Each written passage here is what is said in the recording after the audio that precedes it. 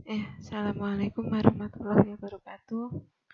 Teman-teman peserta mata kuliah PPO kelas 2D dan 2E. Materi ini adalah kelanjutan dari materi sebelumnya, yaitu tentang konsep PPO. Yang sekiranya masih belum paham tentang konsep PPO, tentang enkapsulasi dan lain-lain, silahkan melihat materi pertama pada channel ini. Pada kali ini, pertama yang akan kita bahas adalah tentang izin akses. Izin akses dari sebuah kelas, dari sebuah metode, dan dari sebuah atribut bisa. Izin kelas dalam Java yang diperbolehkan itu ada 3, yaitu public, private, dan protected. Cirinya kalau public itu adalah dapat diakses di sembarang kelas. Jadi misal ada metode public, dia itu bisa diakses di kelas itu, bisa di kelas lain, bisa di kelas turunannya. Kalau private, itu hanya bisa diakses di kelas itu. Jadi di kelas itu bisa, di kelas lain tidak bisa, di kelas turunan juga tidak bisa. Tapi untuk protected, bisa diakses di kelas itu, di kelas lain tidak bisa, di kelas turunan bisa. Nah, itu yang bedakan protected dan private. Sekarang kita coba lanjutkan ya yang kemarin. Kemarin kita sudah membuat kelas dengan seperti ini. Ingat, ini adalah bentuk kelas diagram,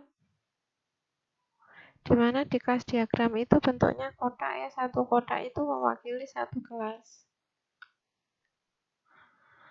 Nah, satu kelas di sini, di pertama yang kita tulis adalah nama kelasnya. Nama kelasnya ini. Kemudian atributnya ini. Di sini atribut. Di sini adalah metodenya. Ketika ada tanda plus di sini, ini menandakan dia adalah public. Jadi di sini adalah ada atribut public name. Kalau ini minus gitu ya, berarti ini adalah sifatnya private. Sifat private itu artinya dia hanya bisa diakses di kelas itu. Kenapa kok di private? Karena ini adalah atribut inti. Jadi kalau mau manipulasi, kita tidak harus menggunakan atribut inti, tapi menggunakan metode. Untuk metode bisa kita pabrikan. Jadi ketika ada tanda min di sini, harus kita tambahkan private int, private string nama, private string prodi, seperti itu. Sekarang kita coba ya di programnya. Kita buka kelas kita yang kemarin. Ini ya. Nah, seperti ini. Jika tidak diberi nama, jika tidak ada diberi keterangan, maka otomatis di sini sifatnya public. Kalau public, ketika saya membuat ke objek,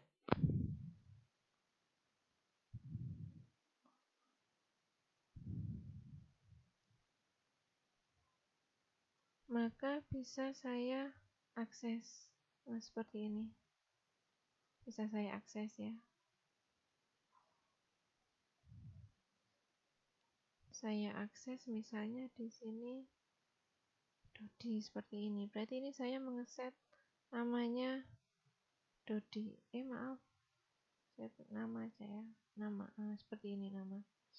Tapi ketika Saya set di sini private ya.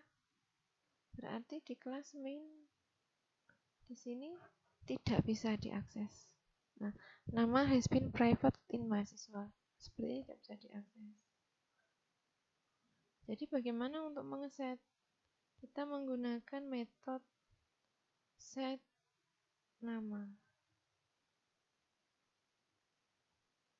Nah, seperti ini. Bisa, ya. Seperti itu.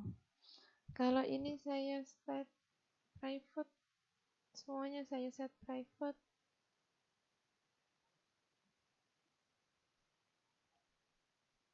Maka ini hanya bisa diakses di kelas mahasiswa ini. Saya panggil di kelas main, tidak bisa.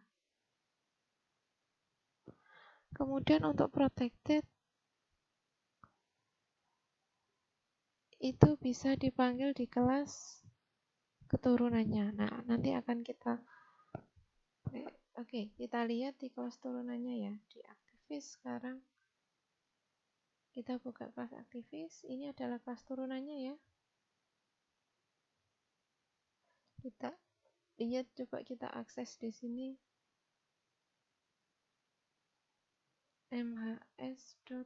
Kita buat objek dulu. Mahasiswa MHS sama dengan new mahasiswa. Coba kita akses nama. Tidak bisa ya. Karena apa tadi? Ini sifatnya private. Coba saya ubah menjadi protected. Saya beri nama di sini Diki. Nah, bisa. Jadi, jika sifatnya protected, maka bisa diakses di kelas anaknya.